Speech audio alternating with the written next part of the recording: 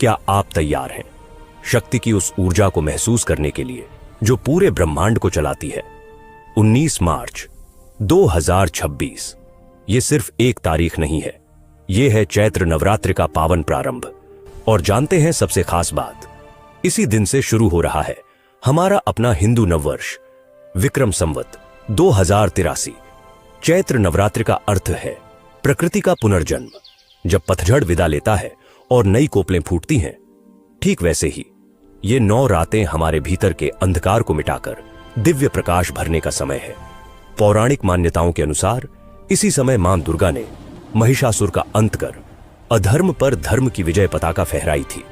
ये 9 दिन मां के उन 9 स्वरूपों की आराधना के हैं जो हमें साहस, बुद्धि और धैर्य का वरदान देते हैं। साल 2026 में मां का आगमन पालकी पर हो रहा है। ज्योतिष शास्त्र में इसे सुख, शांति और मानवता के लिए एक अत्यंत शुभ संकेत माना जाता है। तो इस नवरात्रि सिर्फ व्रत मत रखिए, अपनी आंतरिक शक्ति को जागृत कीजिए। मां के स्वागत की तैयारी शुरू करें। कलश स्थापना का सबसे सटीक शुभ मुहूर्त क्या है? क्या आप जानते हैं मां के स्वागत का सबसे शुभ और सटीक समय क्या है? मुहूर्त का अर्थ है ब्रह्मांडीय ऊर्जा का सही संतुलन। और इस साल घट स्थापना यानी कलश स्थापना के लिए आपके पास बेहद सीमित लेकिन अत्यंत प्रभावशाली समय है। नोट कर लीजिए, सुबह 6:52 से सुबह 7:43 तक। जी हां, यह 51 मिनट का वह स्वर्णिम काल है जब ग्रहों की स्थिति कलश स्थापना के लिए सबसे उत्तम है। लेकिन अगर आप किसी कारणवश सुबह की पूजा नहीं कर पाते तो घबराइए मत।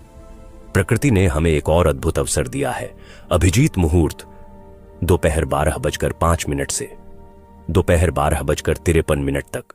यह वह समय है जिसे विजय मुहूर्त भी कहा जाता है, जिसमें की गई कोई भी पूजा निष्फल नहीं जाती। ध्यान रहे, राहु काल और भद्रा जैसे अशुभ समय से बचकर ही मां की चौकी सजाएं। समय की शुद्धता ही भक्ति का आधार है। आगे हम नवरात्रि की पूजा विधि को जानेंगे। शुभ मुहूर्त जान लिया, अब बारी है मां के स्वागत की। कैसे करें घर पर सही विधि से घट स्थापना? आइए जानते हैं स्टेप बाय स्टेप। सबसे पहले सामग्री तैयार रखें। एक मिट्टी का बड़ा पात्र, साफ मिट्टी, सप्तधान्य यानी 7 तरह के अनाज या जौ, गंगा जल से भरा कलश, आम के 5 पत्ते और लाल कपड़े में लिपटा हुआ एक नारियल। विधि की शुरुआत करें। लकड़ी की चौकी पर लाल कपड़ा बिछाकर मां दुर्गा की प्रतिमा स्थापित करें। अब मिट्टी के पात्र में जौ बोएं और उसके बीचों बीच कलश रखें। कलश पर स्वास्तिक बनाना और कलावा बांधना न भूलें। कलश के मुख पर आम के पत्ते रखें और उसके ऊपर नारियल को इस तरह स्थापित करें कि उसका मुख आपकी ओर हो। अब हाथ में जल और अक्षत लेकर संकल्प लें और मां शैलपुत्री का ध्यान करते हुए अखंड ज्योति प्रज्वलित करें। पूजा के दौरान दुर्गा सप्तशती का पाठ या नरवाण मंत्र का जाप निरंतर करते रहे। याद रखिए, आपकी श्रद्धा ही सबसे बड़ी सामग्री है।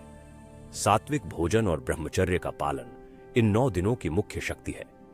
इस विधि से की गई पूजा आपके घर में सुख, शांति और अखंड सौभाग्य लेकर आ सकती है। जय माता दी।